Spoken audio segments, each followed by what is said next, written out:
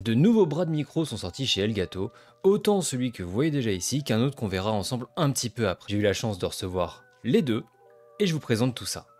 Bonjour à tous et bienvenue dans cette nouvelle vidéo. Aujourd'hui je vais vous présenter dans un premier temps ce magnifique bras de micro et en soi vous allez vous dire « mais j'ai déjà vu ça ». Alors peut-être parce que je fais pas la vidéo à la sortie des produits, mais c'est l'évolution du Wave Arm LP. Donc LP pour Low Profile, c'était des bras de micro qu'on n'avait jamais vus avant que ça sorte. À titre perso, je les avais jamais vus, mais je crois que ça n'avait pas été fait sur le marché. C'était des bras de micro qui avaient cette particularité justement de pas nous faire ce triangle qu'on a, de ne pas passer devant l'écran et de vraiment rester sous l'écran. Et ça pour le coup, c'est vraiment génial. Et j'avoue que je les voulais depuis très longtemps. Là, aujourd'hui, il y a une évolution. On est sur le Wave Arm Pro. Pourquoi Pro? Parce que malgré qu'ils se ressemblent beaucoup, il y a quand même de très grosse différence. Tout simplement, celui-ci est maintenant à gaz. Comme vous allez avoir pour vos moniteurs, et bien là, on a cette même technologie de ressort à gaz. Et qui du coup, va nous permettre de pouvoir le régler exactement comme on veut.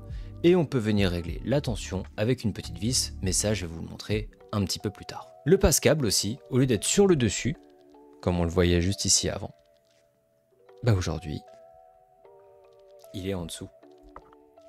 Et c'est nettement plus esthétique. On a plein de nouveautés et j'ai déjà fait l'unboxing. Puisqu'il est là, je m'en sers pour vous parler, fallait me suivre sur Instagram.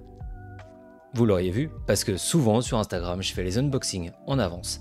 Parfois je les remets dans la boîte, parfois non. Là j'avais un petit peu la flemme parce que mine de rien, bien passer les câbles et bien les ranger dedans, bah je l'ai fait dès le début. J'aurais peut-être pas dû le faire.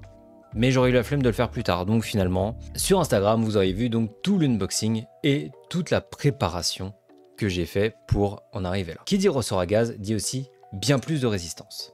Là, on peut aller jusqu'à des micros qui font 3 kg, mais pas seulement. Parce que c'est vrai que pour le coup, c'est un bras de micro, mais il peut nous servir à plein d'autres choses, autant pour des caméras, pour de l'éclairage, pour vraiment tout ce que vous voulez. Dedans, vous allez avoir cette petite pochette entre autres. Et grâce à cette petite pochette, on va retrouver une clé Allen qui va nous servir pour le ressort et aussi pour fixer ce que je vais vous montrer un petit peu après. On va retrouver un adaptateur comme celui-ci, faisons les youtubeuses beauté, qui va nous servir à mettre sur le pas de vis de base, qui est un pas de vis plutôt fin, plutôt standard, pour pouvoir mettre nos différents appareils. On a aussi la vis 1/4, ce qu'on a sur la plupart des micros. Moi, elle est déjà montée, mais je peux quand même vous montrer à quoi ça ressemble. Et ça, on va s'en servir du coup pour mettre sur le bras de micro, donc dans mon cas, juste ici. La vis standard va venir se fixer ici, tandis que le tour, lui, va se fixer vraiment sur la cage araignée de mon micro. L'énorme avantage, c'est que moi qui ai mes écrans plutôt bas, ça me permet de toujours bien voir et de pas avoir au moins une partie de l'écran qui est prise par le bras. Ça change déjà beaucoup de choses. Ça m'évite aussi de galérer pour plein de tournages, puisque comme là, je peux vraiment le régler comme je veux, vu qu'il va vraiment pivoter, etc. Bah en fait, je suis hyper tranquille. Et pour le coup, c'est juste génial. Vraiment, c'est génial. J'ai pas besoin de mettre beaucoup de force. Et hop, c'est enlevé. Le passe-câble, lui, est complètement magnétique et donc du coup va vous permettre de vraiment faire un câble management comme vous le voulez. Il est très profond et il tient même super bien, presque trop bien.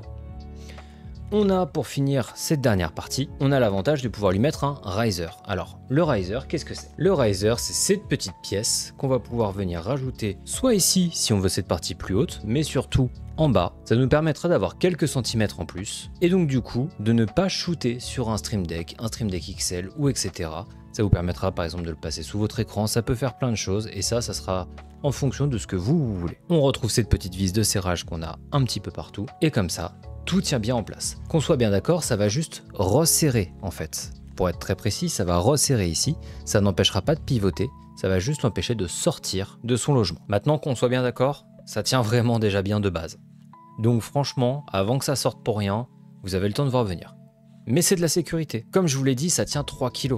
Donc vous pouvez autant mettre des caméras que des micros très lourds. Celui-ci est plutôt léger. Je vous fais juste ce petit plan rapide pour pouvoir vous le montrer. On retrouve pour le coup la boîte avec le carton recyclé. Et donc on reste vraiment dans cette idée d'écologie toujours d'Elgato, de garder ces boîtes là. L'armature quant à elle est faite tout en métal et ça pour le coup on sent vraiment cette solidité et ce poids, bien qu'il reste léger, il y a quand même un poids qui est là et qui est très satisfaisant et qui nous donne vraiment cette impression de qualité, en même temps ça l'est. J'ai reçu autre chose comme je vous l'ai dit. Cette autre chose c'est ceci. Actuellement il me sert pour la webcam, parce que je fais quelques streams de temps en temps, et donc c'est hyper pratique, mais il est fait autant pour mettre des micros que pour mettre des caméras, que pour mettre des éclairages. Voilà, vous pouvez y aller. Lui, il tient 1 kg grâce à sa base lestée. Donc on a vraiment quelque chose qui est encore une fois tout en métal, avec plusieurs réglages. Ici pour pouvoir donc bouger ceci comme on le veut, et ici ce qui va nous permettre de bouger à 360 degrés et de pouvoir gérer l'inclinaison aussi. Alors, comme je l'avais dit dans un tweet, là c'est quand même une reconstitution de Pixar en 2024. À l'heure actuelle, c'est donc ma Facecam MK2 qui est dessus, puisque comme je vous l'ai dit, je fais des streams, mais surtout parce qu'il fallait que je vous le montre à l'image. Donc pour vous le montrer, c'était un peu difficile en mettant mon téléphone dessus. À l'avenir, il me servira davantage à mettre le téléphone et à justement faire les tournages, plutôt que pour la webcam, parce que là, il est clairement sous-exploité. En tout cas, à mon sens. Ça me fait un petit peu de la peine d'avoir ce si beau matériel et de mettre juste ma webcam dessus, alors qu'il pourrait me servir à bien d'autres choses. Donc il servira sûrement encore pour la webcam, mais il me servira aussi pour les tournages. Et ça sera bien mieux et bien plus stable que le trépied que j'ai. Franchement, c'est compliqué. Il est vraiment pas terrible. Mais c'est pas grave, ça me dépanne bien pour l'instant. Ce stand a été fait pour être quand même relativement portable, bien que la base lestée soit lourde. C'est quand même nettement plus portable que ce genre de bras de micro. Ça vous permet autant d'avoir quelque chose de bien plus esthétique pour un format podcast éventuellement, mais ça vous permet aussi, encore une fois, de mettre micro, caméra, éclairage ou peu importe, vous pouvez tout faire avec celui-là aussi. L'idée, c'est d'avoir quelque chose qui va sécuriser votre matériel, parce qu'on peut aller sur des caméras compactes. Alors évidemment, si vous mettez une caméra de 3 kg et que vous mettez le truc comme ça, bon bah, ça va gentiment tomber, c'est une évidence. Mais en tout cas, pour des caméras compactes qui font en dessous du kilo ou jusqu'à 1 kg, le pied en lui-même fait 1 kg 2 je crois, ou 1 kg 1, donc vraiment il faut rester dans l'idée de 1 kg pour garder un équilibre tout simplement, mais on a quand même quelque chose qui est très bien fini et qui a beaucoup d'usages à venir. Si vous vous en servez pour un micro, vous pouvez parfaitement mettre votre petite table de mixage. Si vous avez un format compact un petit peu comme la Wave XLR, vous pouvez la glisser en dessous. Si vous n'avez pas pris l'extension pour le Stream Deck Plus, il y a beaucoup d'usages. L'avantage, c'est qu'on reste sur un prix qui est tout de même contenu, puisqu'il coûte seulement 70 €. Pour quelque chose avec une base lestée, avec une belle fabrication tout en métal, qui nous permet d'avoir autant d'applications différentes, et avec, là aussi, l'adaptateur pour la vis 1/4, cet adaptateur que je vous ai montré précédemment, la clé Allen qui va vous servir à fixer le bras au socle, puisque vous allez avoir deux petites vis en dessous, comme on peut le voir juste ici. Là, on a quelque chose de très stable. Donc, même si vous avez un bureau qui, comme le mien, bouge, et donc mes écrans bougent, etc., pour avoir fait le test en stream, ça bouge pas du tout. La base est tellement lourde que vraiment la caméra ne bouge plus et c'est extrêmement agréable. C'est pour ça qu'il va être super pour les tournages aussi. Quand je fais bouger mon bureau pour une quelconque raison, ça évitera que le téléphone bouge aussi.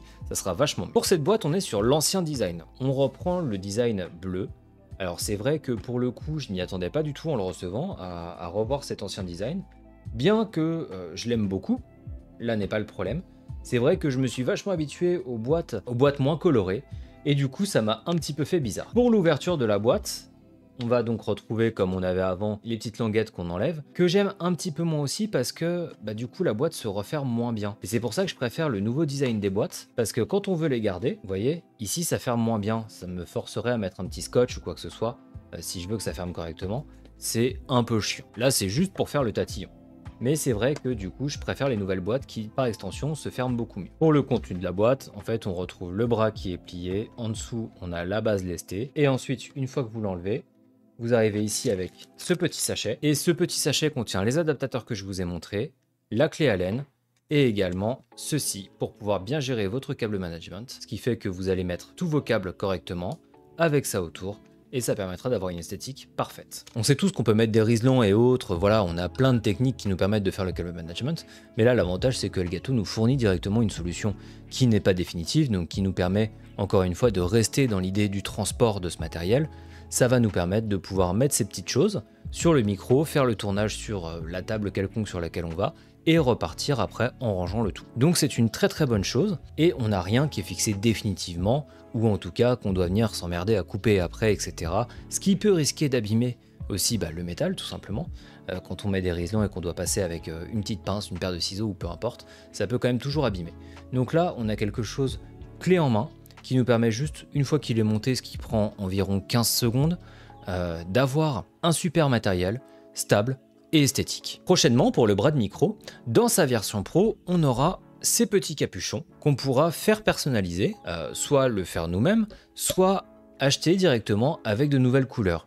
Alors pour l'instant j'ai vu du rouge, j'ai vu du violet, j'ai vu du blanc, ce qui est déjà très cool. Et après on pourra aussi nous-mêmes finalement faire de la personnalisation tant qu'on a un petit peu de métal à l'arrière, puisqu'ils sont magnétiques. Il y a un aimant qui est directement présent ici, on n'a plus qu'à le plug et c'est terminé. Ça peut être très chouette si on a envie de mettre son logo, le logo d'un podcast qu'on va animer, ou peu importe, voilà, ça sera à votre bon vouloir. Sur ce, j'espère que cette vidéo vous a plu. Je tiens à grandement remercier encore Mermaider de me faire confiance et de m'avoir envoyé tout ce matériel parce que pour le coup, ça va, encore une fois, énormément me servir. Et c'est ça que j'aime beaucoup avec Elgato. C'est que le matériel que je reçois me sert toujours et c'est vraiment top. Sur ce, je vous dis à bientôt pour une nouvelle vidéo. Je vous fais des gros bisous. Il y a pas mal de choses qui vont arriver pour être tout à fait honnête. Ça va être beaucoup de boulot, mais ça va être vraiment cool. N'oubliez pas de vous abonner, laisser un pouce bleu et un commentaire. On se dit à bientôt. Des bisous.